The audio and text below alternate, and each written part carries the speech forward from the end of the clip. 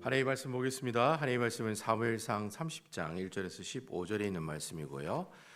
제가 가지고 있는 성경 구약 성경 459페이지입니다. 구약 성경 459페이지 사무엘상 1장에서 30장 1절에서 15절에 있는 말씀입니다. 좀 긴 말씀인데요. 제가 오늘 말씀을 다 봉독해 드리도록 하겠습니다. 30장 1절에서 15절에 있는 말씀입니다. 다윗과 그의 사람들이 사흘 만에 시글락에 이른 때에 아멜렉 사람들이 이미 네겝과 시글락을 침노하였는데 그들이 시글락을 쳐서 불사르고 거기에 있는 젊거나 늙은 여인들은 한 사람도 죽이지 아니하고 다 사로잡아 끌고 자기 길을 갔더라. 다윗과 그의 사람들이 성읍에 이르러 본즉 성읍이 불탔고 자기들의 아내와 자녀들이 사로잡혔는지라. 다윗과 그와 함께한 한 백성이 울 기력이 없도록 소리를 높여 울었더라. 다윗의 두 아내 이스라엘 여인 아히노임과 갈멜 사람 다발의 아내였던 아비가일도 사로잡혔더라. 백성들이 자녀들 때문에 마음이 슬퍼서 다윗을 돌로 치자 하니 다윗이 크게 다급하였으나 그의 하나님 여호와를 힘입고 용기를 얻었더라. 다윗이 아히멜렉의 아들 제사장 아비아달에게 이르되 원하건대 에베솔 내게로 가져오라. 아비아달이 에베솔 다윗에게로 가져가매 다윗이 여호와께 묻자와 이르되 내가 이 군대를 추격하면 따라잡겠나이까 하니 여호와께서 그에게 대답하시되 그를 쫓아가라. 내가 반드시 따라잡고 도로 찾으리라. 이에 다윗과 또 그와 함께한 600명이 가서 부솔시내에 이르러 뒤떨어진 자를 거기 머물게 했으되 곧 피곤하여 부솔시내를 건너지 못하는 200명을 머물게 했고 다윗은 400명을 거느리고 쫓아가니라. 무리가 들에서 애굽 사람 하나를 만나 그를 다윗에게로 데려다가 떡을 주어 먹게 하며 물을 마시게 하고 그에게 무화과 뭉치에서 뗀 덩이 하나와 건포도 2송이를 주었으니 그가 밤낮 사흘 동안 떡도 먹지 못하였고 물도 마시지 못하였음이니라. 그가 먹고 정신을 차리매 다윗이 그에게 이르되 너는 누구에게 속하였으며 어디서 왔느냐 하니 그가 이르되 나는 애굽 소년이요 아멜렉 사람의 종이더니 사흘 전에 병이 들매 주인이 나를 버렸나이다. 우리가 그렛 사람의 남방과 유다에 속한 지방과 갈렙 남방을 침노하고 시글락을 불살랐나이다. 다윗이 그에게 이르되 내가 나를 그 군대로 인도하겠느냐 하니 그가 이르되 당신이 나를 죽이지 아니하고 내 주인의 수중에 넘기지도 아니하겠다고 하나님의 이름으로 내게 맹세하소서. 그리하면 내가 당신을 그 군대로 인도하리이다 하니라. 아멘. 예, 오늘 본문에 있는 말씀을 가지고 이제 두 남자의 두 전쟁. 이제 두 남자라는 얘기 이제 절대로 안 나옵니다. 이제 다음 주에 이제 사무엘상 말씀이 마쳐지기 때문에 드디어 이 두 남자의 충돌, 두 남자의 이야기에 관한 이야기가 오늘 말씀을 통해서 이제 마무리가 되는 그런 내용이라고 할 수가 있겠습니다. 여러분 다윗이 사울의 칼을 피해서 10년 동안 도망을 다니죠. 10년 동안 광야에 도망 다니면서 그 나오는 스토리가 보통 한 11개 정도가 되거든요. 사무엘상에 다윗이 도망간 스토리를 이렇게 계산해 보면 한 11개 정도가 되는데 그 11개 중에 마지막 11번째 스토리가 바로 오늘 30장에 나오는 이야기입니다. 그리고 오늘 이 말씀 아까 제가 말씀드린 대로 이제 드디어 두 남자 다윗과 요나단, 다윗과 다발, 다윗과 사울 왕이 서로 막 부딪히는 이야기, 세상 나라와 하나님 나라가 부딪히는 이야기, 이 이야기가 오늘로서 이제 마치게 되는 그런 내용을 오늘 말씀을 통해서 우리가 살펴볼 수가 있습니다. 지난주에 사무엘상 29장에 있는 말씀을 살펴봤거든요. 그 29장에 있는 말씀을 우리가 잠시 추억해 보면 우리 인생의 일어섬과 넘어짐, 일어서고 넘어지는 그 모든 일들은 누가 간섭하고 누가 터치하신다고 말씀했습니까? 바로 여호와 하나님께서. 아멘이시죠? 그러니까 우리가 잘 되고 못 되고 아프고 안 아프고 우리가 잘 살고 못 살고 이런 모든 것들은 다 하나님께서 간섭하시고 하나님이 터치하시고 하나님께서 다 인도하신다. 그 얘기가 29장에 나오는 말씀이었다라고 하는 겁니다. 그래서 우리가 계속해서 29장에 있는 말씀을 잠시 우리가 살펴보면 오늘 말씀하고 연결이 되니까 이 29장에 보면 이제 이 다윗이 블레셋이라고 하는 나라에 망명을 가 있죠. 이제 거기에 이제 사울의 칼을 피해서 도망을 갔잖아요. 그 망명을 가고 있는 동안에 그 블레셋의 가드 왕인 아기스라고 하는 왕이 있는데 그 아기스 왕이 그런 요청을 하는 거예요. 내가 지금 이스라엘하고 싸우러 가는데 나하고 좀 같이 좀 가야 되겠다. 그렇게 이야기를 하는 거예요. 사실 여러분 다윗은 이스라엘 사람이잖아요. 근데 이스라엘 백성하고 싸우면 안 되잖아요. 그럼에도 불구하고 어쩔 수 없이 다윗이 이 아기스 왕을 따라갈 수밖에 없는 거예요. 왜냐하면 그 얹혀 살고 있으니까, 망명해가지고 이거 얹혀서 살고 있다 보니까 그 아기스 왕의 요청을 거절할 수가 없었다는 거예요. 그래서 어떻게 해서든지 자기가 데리고 있는 600명이랑 같이 어떻게 합니까? 이제 이스라엘 백성하고 싸우려고 이제 아벡이라고 하는 곳까지 가게 됐다는 거죠. 근데 그 아벡에서 이제 반전의 사건이 하나 일어나게 됐죠. 바로 여러분 블레셋이라고 하는 나라는 5개의 나라가 하나의 나라로 된 나라라고 말씀드렸죠. 미국처럼 유나이티드거든요.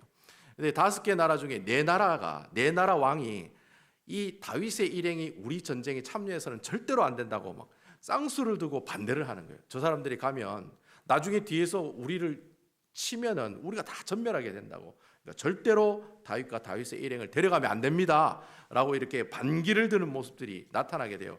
그러니까 여러분 할 수 없이 이 아기스 왕이 물론 이 5나라를 다 이끌어가고 있지만은 4나라를 이끌어가고 있지만은 내 나라 그 방백들이 왕들이 다 반대하는데 굳이 그 데려갈 필요는 없다는 거죠. 그래서 이 다윗에게 야 그냥 네 군사들을 데리고 어디로 가라? 시글락으로 다시 가라. 이 시글락이 이제 다윗이 망명을 하고 있는 동네였거든요. 그곳으로 다시 가라 이렇게 이야기를 하는 거예요. 그래서 여러분 성경에는 나오고 있지 않습니다만 다윗이 그런 이야기를 들었을 때 기분이 좋았을까요? 아니면 안 좋았을까요? 엄청나게 기분이 좋았겠죠. 그러면서 하나님께서 나에게 내 인생을 주님께서 주관하여 주시고 뭐 그런 굵기는 없어요. 그렇지만 그런 분위기라는 거예요. 하나님께서 이 다이나믹한 이 하나님 놀라운 역사로 말미암아서 하마터면 우리 민족끼리 싸울 뻔했는데 주님께서 이렇게 우리로 하여금 싸우지 않도록 다시 돌아가게 해주셨다. 완전 할렐루야 하면서 그런 분위기로 아마 600명의 영혼들을 데리고 다시 시글락으로 돌아왔을 거예요. 아벡에서 시글락까지 거리가 한 80km 되거든요. 얼마나 기뻤으면 보통 그 옛날에 그때 시대 80km를 가려면 보통 일주일 정도 가는 거리거든요. 3일 만에.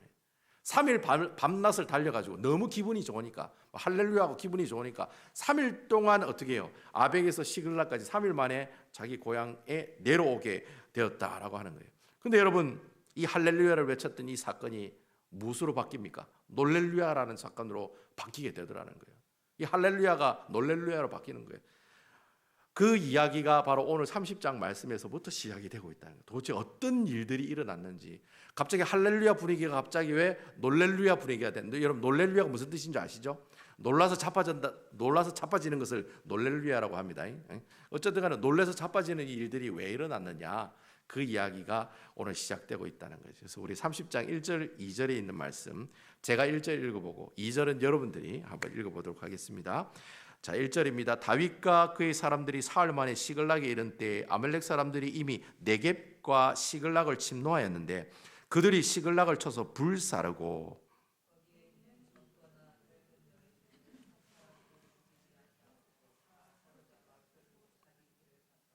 자, 다윗의 일행들이 진짜 기분 좋은 마음으로 3일 동안 밤낮으로 가족들 만나보려고 그 시글락이라는 곳까지 갔다는 거예요. 그래서 도착했어요.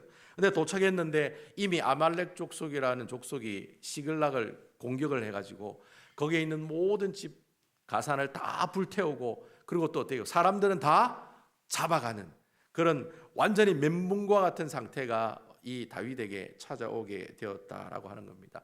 그래서 뭐 이러한 사실을 두고 어떤 신학자들은 그런 얘기를 해요.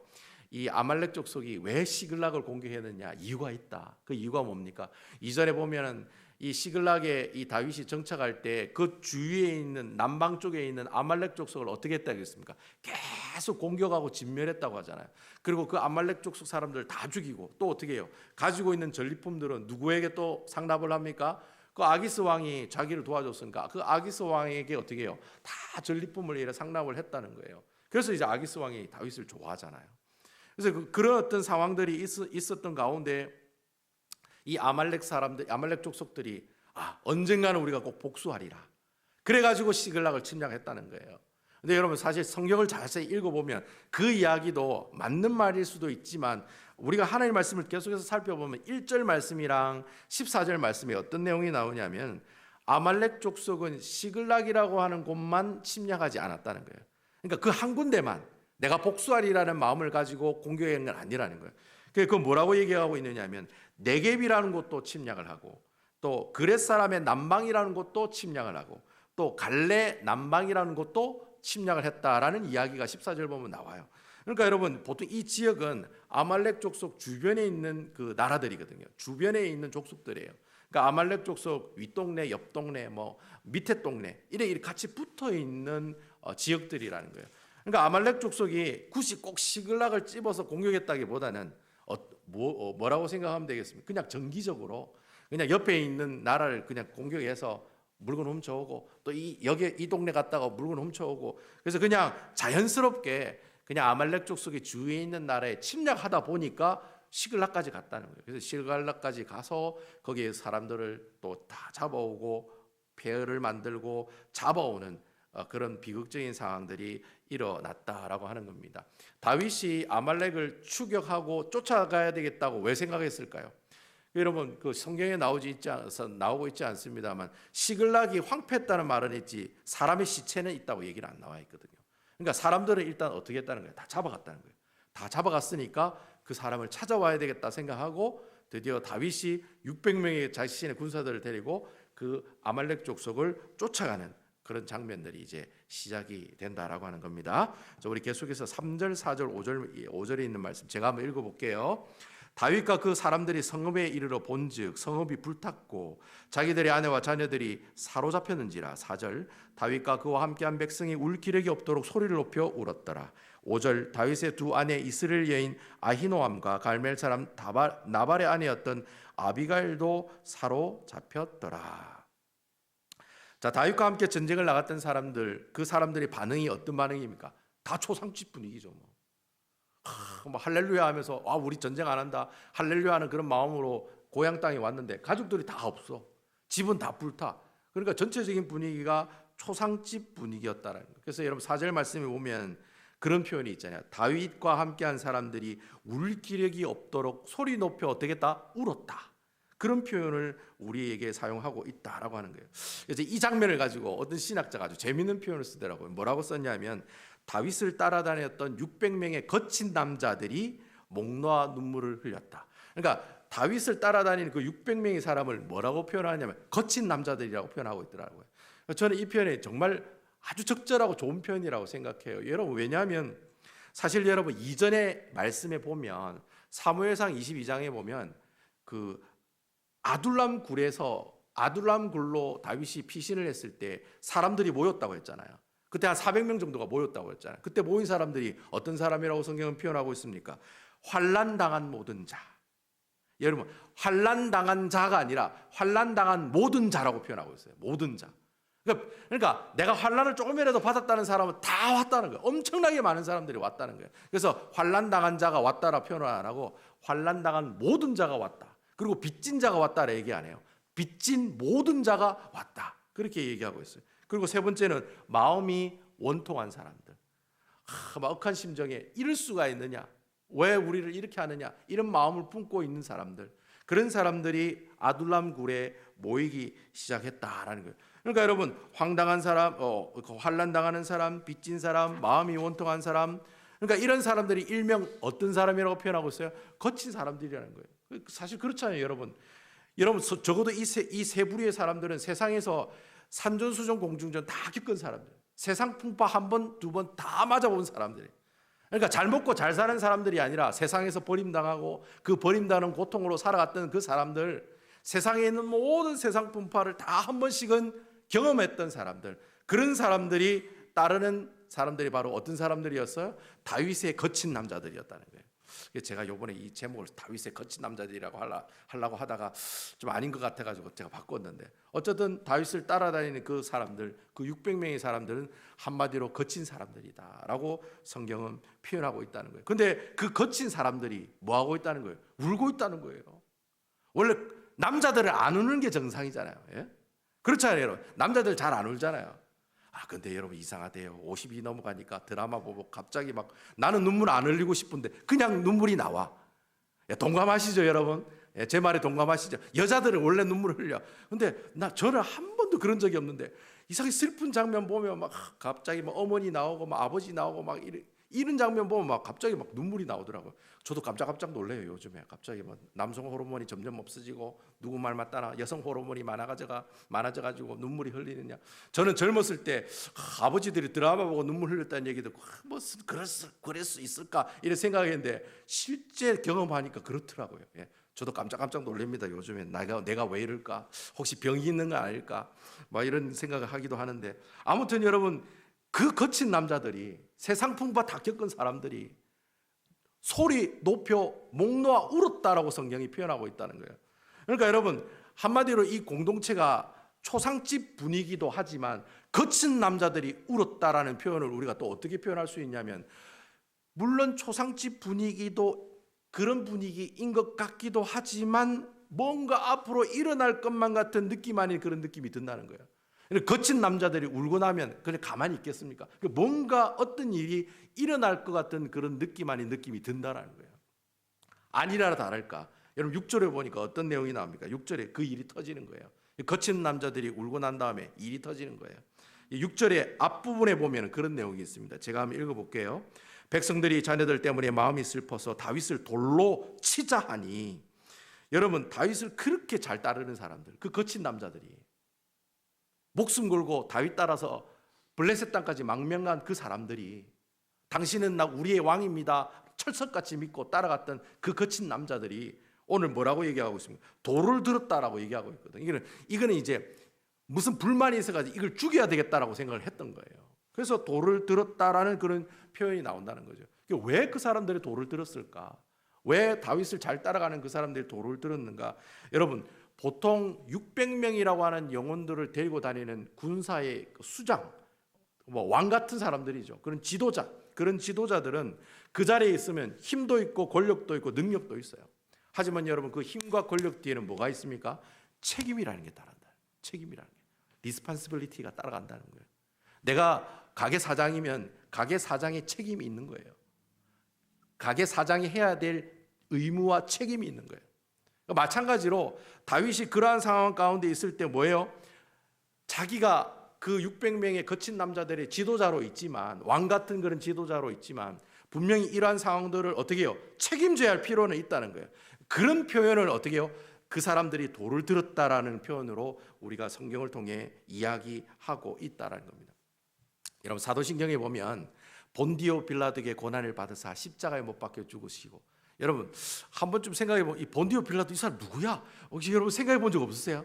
예수를 처음 믿는 사람은 도대체 본디오 빌라도가 무슨 죄를 지었길래 자자손손 말이죠. 사도신경 외울 때마다 본디오 빌라도가 고난을 받으사 본디오 빌라도에게 고난을 받으사 십자가에 못 박혀 죽으시고, 본디오 빌라도가 예수님 죽였다는 얘기잖아요. 그런 이야기가 도대체 본디오 빌라도가 무슨 죄를 지었길래 자자손손 대대로 사도신경에 그 사람 이름이 올라오느냐라는 거예요.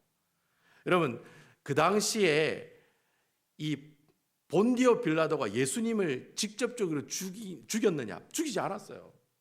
본디오 빌라도가 직접 너 십자가 못 박혀 죽여라 이렇게 한 사람이 아니라는 거예요. 그 당시에 유대인이 유대인을 죽일 수 없었습니다. 유대인을 죽이고 사형에 처할 수 있는 권한과 책임을 가지고 있는 사람이 누구냐? 바로 그 당시 이스라엘을 지배하고 있는 로마 총독만이 할 수 있는 권한이었어요. 그러니까 로마 총독이 누구였다는 거예요? 본디오 빌라도였다는 거예요. 그러니까 본디오 빌라도가 저 사람 십자가에 죽여라라고 허락하지 않는 이상은 절대로 이 예수님을 십자가에 못 박혀 죽일 수 없다는 거예요. 우리가 만약에 좀 우리가 사도신경을 다시 고친다면 본디오 빌라도에게 고난을 받아서 이래 표현하는 게 아니라 대제사장들과 바리새인들에게 고난을 받아서, 그게 더 정확하다는 거예요. 그 사람들에게 고난을 받아서 십자가에 못 박혀 죽으시고라는 표현이 더 정확한 표현인데도 불구하고 왜 본디오 빌라도에게 고난을 받아서 십자가에 못 박혀 죽었다고 사도신경은 기록하고 있느냐? 바로 책임 때문이에요. 책임 때문에. 그 당시 예수님이 죽은 모든 책임을 누가 갖고 있는 거예요? 본디오 빌라도가 가지고 있는 거예요. 로마 총독인 본디오 빌라도가 가지고 있었다는 거예요. 그러니까 본디오 빌라도가 예수님을 못을 박은 것도 아니고 죽이라고 앞에서 막 대놓고 욕하면서 명령한 것도 아니고, 물론 죽여달라고 했을 때 그래 하라고 그러면서 손을 씻잖아요. 나는 아무 죄가 없다 이렇게 손을 씻잖아요. 그럼에도 불구하고 그 당시 그 이스라엘을 지배하고 관리하고 있는 사람이 총책임자가 본디오 빌라도였기 때문에 그 사도신경에는 본디오 빌라도가 예수님을 고난받게 하시고 죽으셨다는 그런 글귀가 계속해서 나오고 있다라고 하는 거예요. 바로 지금 이 상황이 바로 그런 상황이라는 거예요. 다윗이 잘못한 게 없어요. 다윗은 그냥 아기스 왕 요청 받아가지고 아벡 땅까지 이스라엘하고 싸우려고 갔다가 다시 돌아온 그제밖에 없어요. 그럼에도 불구하고 그 600명의 거친 남자들을 데리고 있고 인도할 수 있는 지도자였기 때문에 그 지도자가 어떻게 해요? 책임을 다 져야죠. 그래서 거친 남자들이 돌을 들어 다윗을 죽이려고 하는 그런 액션들을 취하고 있었다라고 하는 거예요. 자, 그러면 뭐 이런 상황들이 이 이야기의 중심은 아니고, 근데 중요한 것은 그러한 상황 가운데 있는 이 다윗이 그런 위기 상황을 경험하잖아요. 근데 그 위기 상황을 경험하는 그 다윗이 이러한 모습을 어떻게 극복해 나가느냐라는 거예요. 우리가 인생을 살아가다 보면 산전수전 공중전 다 겪잖아요. 별의별 다윗과 같은 별의별 일을 다 겪잖아요. 다윗은 잘못이 한 것도 없는데 다윗을 따르는 사람들은 네가 잘못했대. 응? 네가 그 아기스 왕이 이스라엘 백성들하고 싸우러 가자 할 때 내가 몸이 아파가지고 못 갑니다. 이런 말 한마디만 했어도 그리고 말이지 600명 다 데리고 간 게 아니라 200명 정도 남겨두고 400명만 아벡으로 갔다가 다시 돌아왔어도 우리가 이렇게 시글락이 이렇게 쑥대밭이 되지 않았을 건데 다 네 때문이라는 거예요. 그래서 결국에는 그 모든 책임이 다윗에게로 향하는 모습이 있었는데, 근데 그런 위기의 상황 가운데 다윗이 그것을 어떻게 극복하고 있느냐라는 겁니다. 그래서 여러분, 특히 오늘 다윗이 이렇게 그가 가지고 있는 그 위기를 극복하는 그 장면은 우리에게 또 어떠한 영적인 교훈을 주고 있느냐 하면, 하나님께서 앞으로 세우실 이스라엘 왕은 어떠한 신앙적 자질을 갖춰야 되느냐, 그런 이야기를 담고 있는 내용이 바로 오늘 본문에 나오는 내용이다라는 거예요. 그래서 우리가 오늘 본문의 내용을 보면 앞으로 이스라엘의 왕이 될 사람은 크게 두 가지 신앙적 자질을 가져야 되는데, 그 첫 번째 신앙적 자질이 어떤 내용이냐를 설명하고 있는 내용이 바로 오늘 우리가 본문에 읽은 6절, 7절, 8절에 있는 말씀이라는 거예요. 제가 여러분 6절 제가 읽고 7절은 여러분들이 읽고 8절은 같이 함께 읽어보도록 하겠습니다. 6절은 제가 읽겠습니다. 백성들이 자녀들 가운데 마음이 슬퍼서 다윗을 돌로 치자 하니 다윗이 크게 다급하였으나 그의 하나님 여호와를 힘입고 용기를 얻었더라.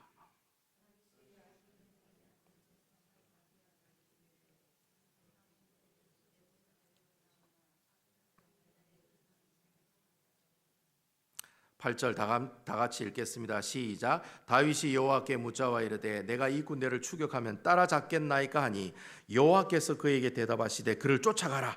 내가 반드시 따라잡고 도로 찾으리라. 자, 오늘 말씀해 보니까 그 다윗을 따르는 그 거친 남자들이 돌을 들어 다윗을 죽이려고 할 때 뭐라고 성경이 표현하고 있냐면 다윗이 다급했다라고 하는 표현을 사용하고 있어요.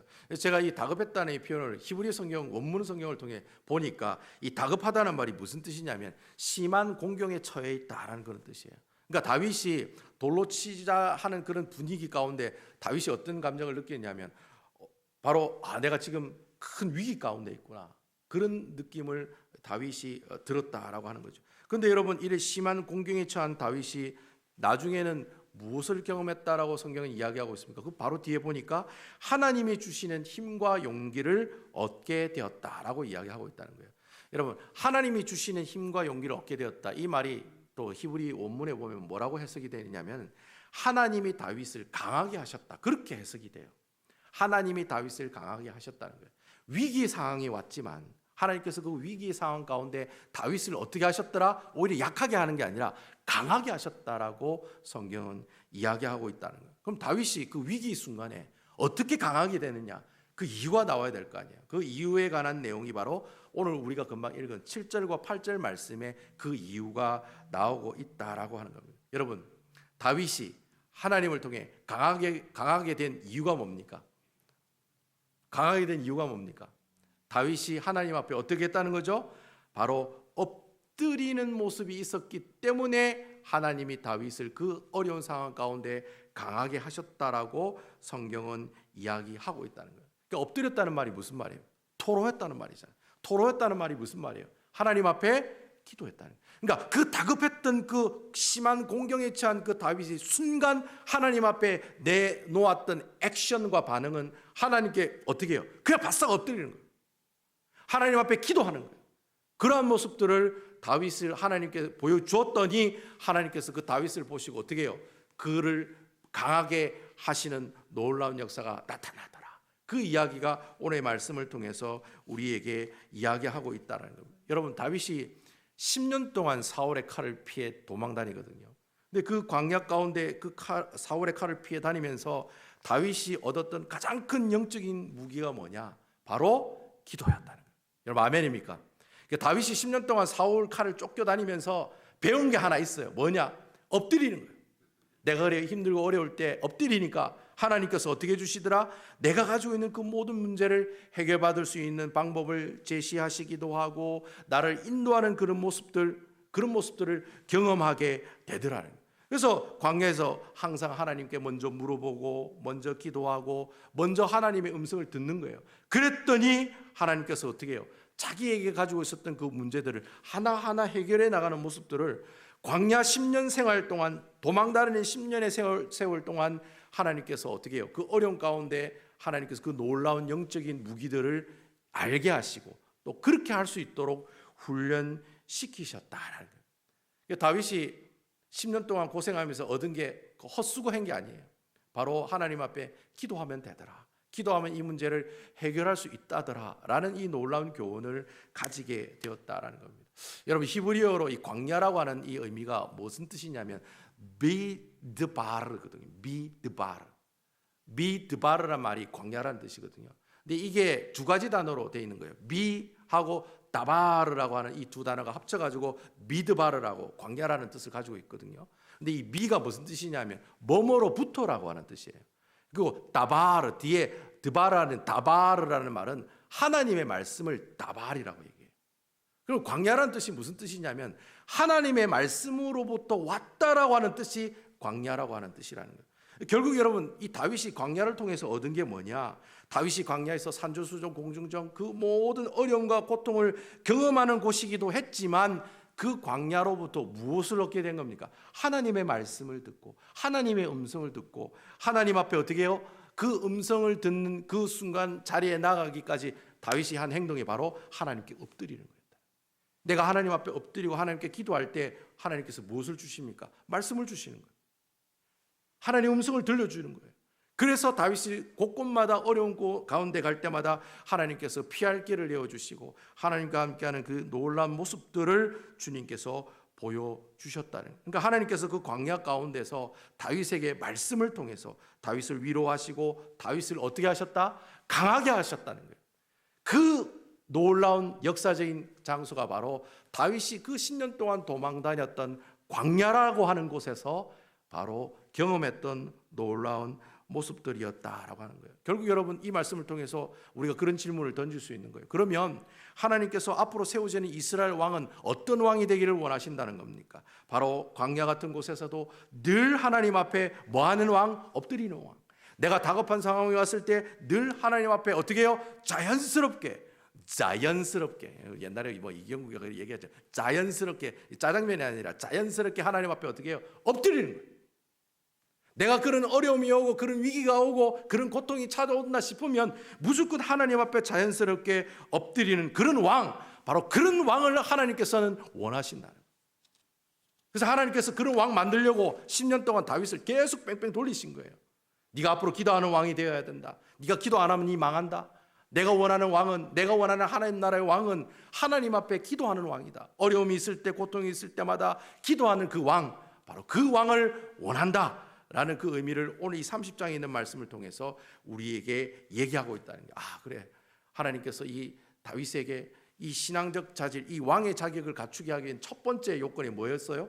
바로 기도하는 왕으로 만들기 위해서 이러한 상황들을 우리에게 보여주시고 허락해 주셨다는 거예요. 그럼 두 번째로 하나님 원하시는 이스라엘 왕의 모습은 어떤 모습이냐? 그 내용이 이제 23절과 24절에 보면 나옵니다.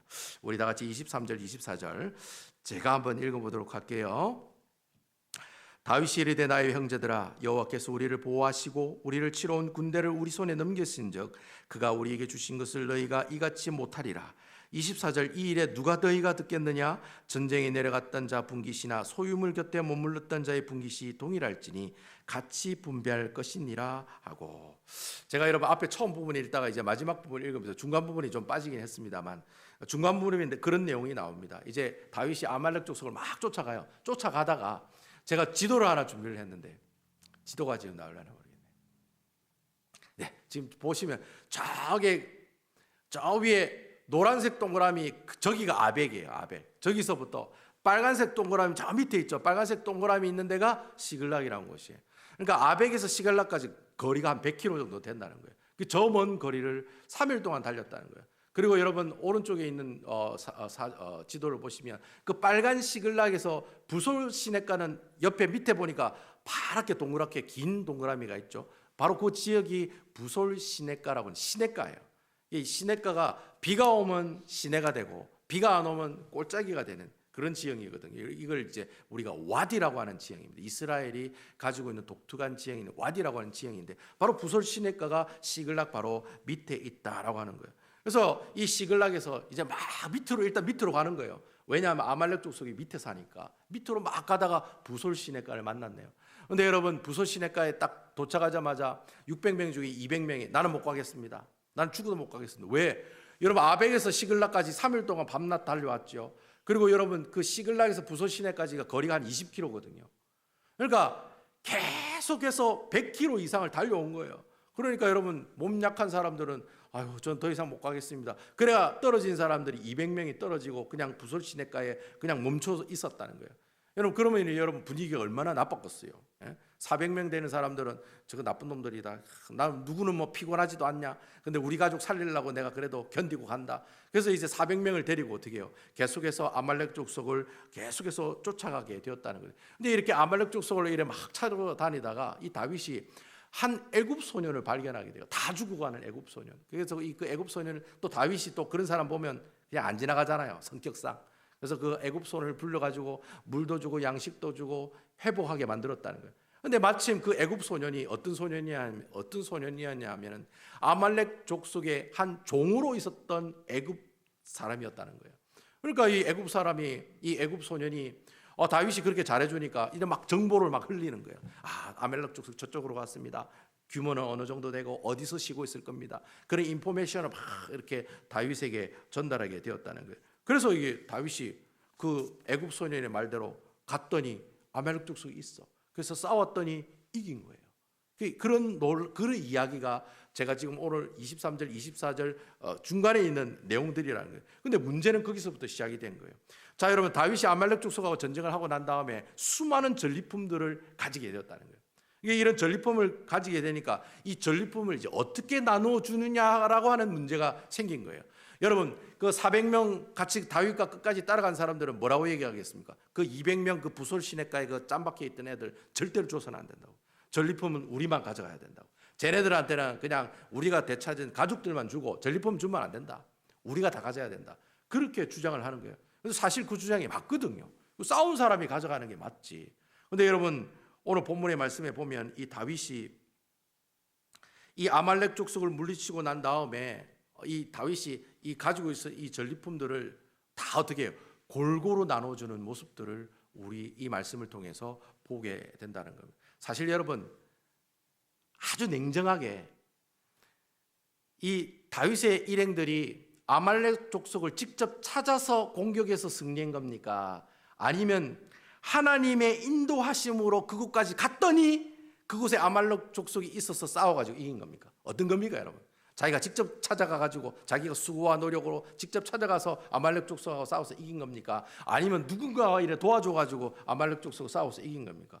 깨놓고 얘기하면은 하나님이 도우신 거잖아요. 그리고 또 그 하나님께서 인도하신 그곳으로 갔더니 아말렉 족속이 있어. 그래가 싸운 거예요. 그래가지고 이긴 거예요. 그러니까 엄밀히 따지면 다윗의 일행이 직접 가서 아말렉 족속을 싸워서 승리한 게 아니라는 거예요. 누가 도와주신 거예요? 하나님께서 도와주시고 그 애굽 소년 안 만났으면 아마 그 다윗의 일행들은 저 밑에 남방 지역을 계속해서 돌아다녔을 거예요. 그 아말렉 족속이 어디로 도망간지 어떻게 알겠어요? 막 돌아다니는 사람들인데. 근데 애굽 소년을 만났기 때문에 정확하게 아말렉 족속이 있는 지역에 가서 그 사람들하고 어떻게 해요? 싸워서 이기게 되었다라고 하는 거죠. 근데 여러분 앞에 우리가 말씀해 보면 그런 내용이 나와요.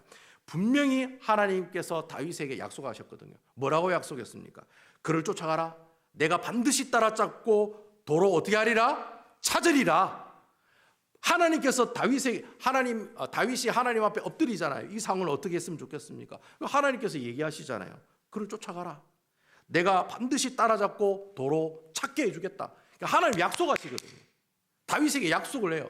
그리고 하나님께서 그 약속하신 대로 다윗은 하나님 말씀대로 그대로 어떻게 해요? 순종하는 거예요. 하나님 그렇게 하라고 명령하시고 이야기하셨기 때문에 순종하는 마음으로 따라갔더니 아말렉 족속을 만나고 아말렉 족속과 싸워서 이기고, 그리고 어떻게 해요? 그 수많은 전리품을 다 챙기게 되었다는 거예요. 결국 여러분, 다윗의 일행들이 가지고 있는 그 전리품은 자기 힘으로 얻은 게 아니라 결국 누가 준 겁니까? 하나님께서 이 전리품을 그 사람들에게 주셨다는 거예요. 자, 여러분, 놀라운 것은 이러한 사실을 다윗은 정확하게 꿰뚫고 있었다는 거예요. 그게 우리가 승리를 해서 얻은 전리품이 아니라 하나님이 주셨다는 사실을 다윗은 이미 다 알고 있었다는 거예요. 그래서 23절과 24절 말씀에 그렇게 이야기를 하는 거예요. 우리가 금방 읽은 내용이 그거예요. 야, 이거 하나님이 주신 거야. 우리가 가지고 있는 게 아니야. 하나님께서 우리를 보호해 주시고 우리를 인도해 주셨기 때문에 아말렉 족속을 이길 수가 있었어. 고로 이 전리품은 하나님의 것이기 때문에 내 것이 아니라는 거예요. 하나님의 것이기 때문에 나눠주는 게 맞다는 거예요. 여러분, 아멘입니까? 여러분 가지고 있는 게 여러분 게 아니에요. 여러분 자녀 여러분 게 아니에요. 예? 다 하나님 거예요. 예, 여러분 자녀가 여러분들에게 막 마음 상하게 하고 가슴 아프게 할 때 여러분 마음 상하지 마세요. 하나님 거기 때문에 하나님께서 알아서 하세요. 그래서 여러분 마음을 그래 두세요. 아이고 하나님 거니까 하나님이 알아서 하세요. 저는 모르겠습니다. 그렇게 하면 되는 거예요. 그냥 부모로서 나는 자녀를 위해서 계속 어떻게 하면 돼요? 기도하면 되는 거예요. 그러면 하나님 거기 때문에 하나님께서 알아서 하실 줄로 믿으시기 바랍니다. 아멘 하셔야죠. 내 자식이 아니고 다 하나님 자녀라니까요. 그런 마음 품고 자녀를 길러야지 하나님께서 어떻게 해요? 함께 하시는 놀라운 역사가 나타난다는 거예요. 그래서 여러분 다윗이 그 전리품을 부솔 시내가에 200명 그 힘들다고 쉬고 있는 사람들한테 나눠주고, 심지어는 또 누구도 나눠줘요. 그 주위에 살고 있는 유다 지파 사람들에게도 나눠주는 거예요. 유다 지파 사람들에게. 유다 지파 사람들 전쟁에 참여하지도 않고 전쟁에 나간지도 모르는데 그 주위에 유다 지파 사람들만 보면 그 전리품을 동일하게 다 나눠 주었다라고 하는. 왜 나눠 줬겠습니까? 왜 쉬고 있는 사람한테도 나눠 주고, 왜 싸움을 했다는 사실도 알지도 못하는 유다 지파 사람들에게 동일하게 이 전리품을 나눠 줬을까? 이유가 뭘까요? 이유는 하나죠. 이 전쟁은 우리의 전쟁이 아니라 누구의 전쟁이다? 하나님의 전쟁이라는 거예요. 그리고 그 전쟁의 시작은 하나님의 약속에서부터 시작되었다는 거예요. 여러분 아멘입니까? 하나님이 나가서 싸우라고 내가 함께 하겠다고 약속했기 때문에 다윗이 아말렉 족속을 쫓아간 거지. 야, 우리 이거 복수해야 된다. 우리 가족 다 데리고 와야 된다. 다 찾아야 된다. 다 회복해야 된다. 가자 으쌰으쌰 와 해가지고 그 600명 데리고 아말렉 족속 쫓아간 게 아니라는 거예요. 그가 하나님 앞에 엎드려 물어보고 갈까요 말까요? 가라. 내가 너와 함께 하겠다. 도로 찾게 해주겠다. 하나님의 그 약속의 말씀, 그 약속의 말씀에서부터 바로 이 전쟁이 시작되었다는 사실을 어떻게 해요? 그 많은 사람들에게 다 이야기하고 알려주기 위해서 이러한 전리품을 나누는 행위들을 보여주고 있다는 거예요. 하나님의 약속을 우리가 신뢰했더니, 하나님 말씀대로 순종했더니, 하나님께서 싸우라고 해서 싸웠더니 어떻게 해요? 이 놀라운 승리의 소식을 우리가 갖게 되었습니다. 간증이잖아요. 간증은 나만 갖고 있으면 안 되잖아요. 나만 갖고 있으면 안 되잖아요. 다 그 전리품을 주면서 하나님이 하셨습니다. 하나님이 싸우라고 해서 하나님이 약속하신 그 말씀대로 순종했더니 하나님께서 이렇게 복을 주셨습니다. 그 전리품을 주면서 사람들에게 그 주위에 살고 있는 모든 유다 지파 사람들에게 하나님의 말씀에 순종했더니 우리가 이래 복을 받더라라는 그 모습들을 바로 이 전리품을 나눠주는 모습을 통해서 하나님께서 이 다윗을 통해 그런 모습을 우리에게 보여주고 있더라는 거예요. 그러니까 여러분, 앞으로 이스라엘 왕이 될 사람은 두 번째 자질이 뭐예요? 앞으로 이스라엘을 다스리는 왕은 하나님이 맺은 그 언약의 말씀, 그 말씀을 절대적으로 신뢰하고 그 약속을 지키기 위해서 애쓰고 순종하는 사람, 실천하는 사람, 바로 그 사람이 앞으로 이 이스라엘을 이끌어 나가는 왕이 될 자격이 있는 사람이라는 거예요. 여러분 아멘입니까? 사랑하는 성도 여러분, 다윗이 10년 동안 그 어려운 세월 가운데서 하나님이 원하시는 왕이 이런 왕이다라는 그 사실 두 가지를 다윗이 광야 가운데 10년 동안 생활하면서 이야기해 주고 있다는 거예요. 그러니까 여러분 사무엘 상에 나오는 말씀이 그 핵심 포커스가 그거예요. 다윗이 앞으로 이스라엘 왕이 될 건데 어떤 왕이 돼야 되느냐? 첫 번째, 항상 하나님 앞에 엎드리는 왕이 돼야 된다. 두 번째, 항상 하나님의 말씀에 순종하고 그 말씀대로 실천하는 왕이 되라는 거예요. 그 두 가지 사실 얘기해 주기 위해서 1장부터 31장까지 계속 어떻게 해요? 다윗이랑 사울이랑 부딪히는 이야기, 다윗이랑 요나단이랑 충돌하는 이야기, 다윗이랑 어떻게 해요? 나발이랑 충돌하는 이야기, 다윗이 온 광야송에서 산전수전 공중전 다 겪는 그 이야기가 나온 이유가 뭐냐? 바로 이 두 가지 이 놀라운 교훈들을 이야기하기 위해서 하나님께서 어떻게 해요? 이러한 놀라운 스토리들을 우리에게 보여주고 계신다는 거예요. 결론은 그거예요. 결론은 버킹엄이라고. 말씀과 기도예요. 여러분 아멘입니까? 여러분 이 말씀과 기도는 우리 신앙생활의 기본 중에 기본이잖아요. 이게 모르는 사람 있어요, 여러분? 말씀이 중요하고 기도가 중요하다는 것 이 강대상에서 목사님이 피를 토하면서 이야기했고 여러분 귀에 피가 나듯이 다 들었던 말씀이에요. 에? 말씀 보세요. 성경책 좀 보세요. 성경 통독반에 좀 들어오세요. 말씀에 모든 해답이 있습니다. 제발 좀 성경 1.1도 하세요. 제발 좀 기도 모임에 좀 나오세요. 중보 기도 모임에 좀 나오세요. 기도 모임을 통해서 하나님의 놀라운 역사를 경험하세요. 교회가 여러분들에게 말씀 읽지 마세요. 기도하지 마세요. 그런 얘기 한 적이 있습니까, 여러분? 목사님들 하는 얘기를 뻔하죠. 하나님의 말씀, 하나님 앞에 기도, 절대로 이 두 가지 사실 잊어버려서는 안 된다고 계속해서 이야기하고 있다라고 하는 겁니다.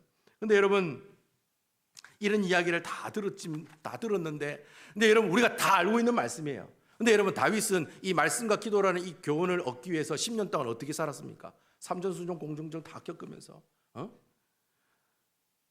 자기 목숨줄 왔다리 갔다리 하면서 그 온갖 세상 풍파 다 경험하면서 하나님께서 이 다윗에게 이 두 가지 교훈을 이야기하셨다는 거예요. 우리는 강대상 앞에서 쉽게 이래 들 수 있는 말씀이지만 다윗은 그 10년이라는 인생을 살아가면서 어떻게 해요? 이 말씀과 기도라는 이 놀라운 교훈을 얻게 되었다는 거예요. 왜 그러면 다윗이 이렇게 힘들게 말씀이 중요해, 기도가 중요해라는 교훈을 얻는 장면을 우리에게 보여주시느냐? 여러분 이유가 뭘까요?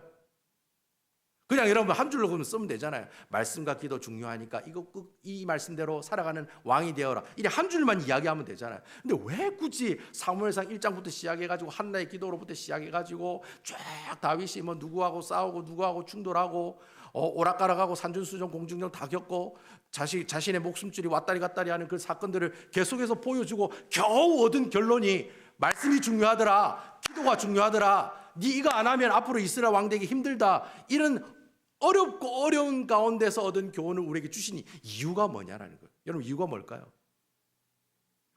이유는 한 가지죠. 중요하니까 그렇게 얘기하는 거예요. 중요하니까. 여러분 아멘입니까? 중요하니까. 중요한 얘기는 길게 해야 되거든요. 길게 해야 돼. 길게 해야 돼. 서론본론결론 갖춰가지고 중요한 얘기는 길게 해야 돼.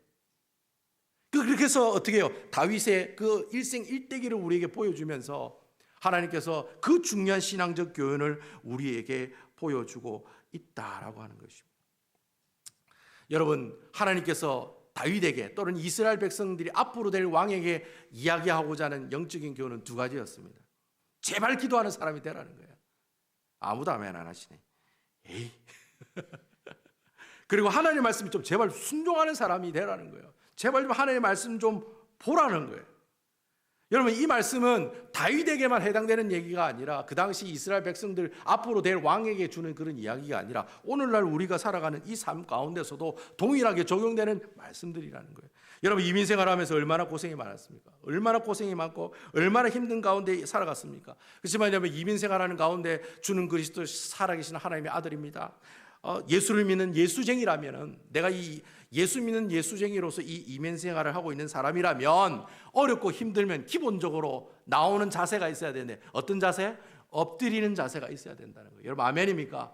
기도하는 자세가 있어야 된다는 거예요. 내가 이민 생활하면서 적어도 예수 믿는 예수쟁이라면 그런 어려움이 오면 자동적으로 그냥 하나님 앞에 주님 이거 어떻게 해야 되겠습니까? 주님 이 자녀 문제 어떻게 해야 되겠습니까? 주님 내가 가지고 있는 이 병 어떻게 해야 되겠습니까? 내가 가지고 있는 이 문제 어떻게 해야 되겠습니까? 자동적으로 하나님 앞에 무릎 꿇고 나가는 모습들이 있어야 된다는 거예요. 기도하는 사람, 이런 사람을 하나님께서 원하신다는 겁니다. 제발 여러분 시시콜콜한 기도라도 좋아요. 아주 유치 빤스 같은 그런 기도를 해도 돼요. 하지만 여러분 그러한 기도라도 하나님 앞에 어떻게 해요? 무릎 꿇고 기도하는 그 사람, 내가 가지고 있는 문제 예수 그리스도의 십자가 앞에 다 내려놓고 하나님 앞에 어떻게 할까요 주님, 어떻게 할까요 주님이라고 그냥 외치는 그 사람, 바로 그 사람을 하나님께서 어떻게 하신다? 아까 다윗처럼 강하게 하시는 거예요. 할렐루야. 강하게 하시는 거예요. 그런 사람을 하나님 강하게 하시는 거예요. 그리고 여러분 어려운 이민생활 가운데 제발 하나님 말씀 읽으라면 하나님 말씀 읽고 어떻게 해서든지 내가 한 줄 말씀을 읽었으면 그 한 줄 말씀대로 어떻게 하면 살아보려고 애쓰는 그런 사람의 모습들이 있어야 된다는 거예요. 그렇게 말씀대로 살아가지 못하다가 실패해도 또다시 노력하고 또다시 애쓰고 또다시 힘쓰고 또다시 시도를 하고 노력하고 그렇게 해서 나중에 그 하나님의 말씀대로 순종했을 때 하나님께서 여러분 주시는 하나님의 놀라운 모습들이 있죠. 여러분들 강하게 하신다는 거예요. 아멘입니까? 그런 사람을 말씀대로 살라고 애쓰는 그런 사람을 하나님께서 강하게 하신다는 거예요. 그래서 여러분 나중에 뒤에 나오는 얘기입니다만 사무엘하 5장 10절에 보면 그런 말씀이 나와요. 만군의 여호와 하나님께서 함께 계시니 다윗이 점점 어떻게 하더라? 강하게 하시더라. 여러분 아멘입니까? 만군의 여호와 하나님이 함께 하시니 다윗이 점점 강하게 되더라는 거예요. 다윗은 늘 하나님 앞에 무릎 꿇고 늘 하나님 말씀대로 순종하라고 살려고 했더니 누가 함께 하셔요? 만군의 여호와 하나님. 그냥 하나님이 아니에요. 만군의 여호와 하나님. 만군의 여호와 하나님의 뜻이 뭐냐면 싸우시는 하나님이라는 거예요. 그 싸우시는 전쟁의 신과 같은 전쟁의 왕과 지도자와 같은 그분이 나와 함께 하시니 다윗이 점점 어떻게 되더라? 강성하게 되더라. 그 얘기를 사무엘하 5장 10절 보면 그 말씀을 이야기하고 있다라는 겁니다. 저는 이 말씀이 여러분들의 말씀이 될 줄로 믿으시기 바랍니다. 아멘, 아멘 받아들여요. 아멘. 여러분들이 안 하면 나라도 아멘. 만군의 여호와 하나님께서 만군의 여호와 하나님께서 함께 하시니 다윗이 점점 강성하여지니라. 아멘.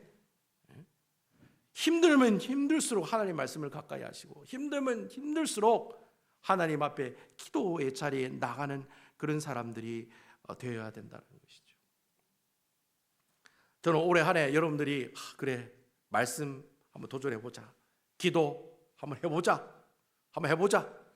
그런 마음을 가지고 그렇게 실천했을 때 올해 한 해도 만군의 여호와 하나님이 함께 하시니 점점 여러분 집구석과 여러분 비즈니스와 여러분 가정과 여러분 자녀들이 여러분들이 가지고 있는 모든 것들이 점점 강하게 왕성하게 나타나는 아름다운 놀라운 모습이 있기를 주님의 이름으로 축원드립니다.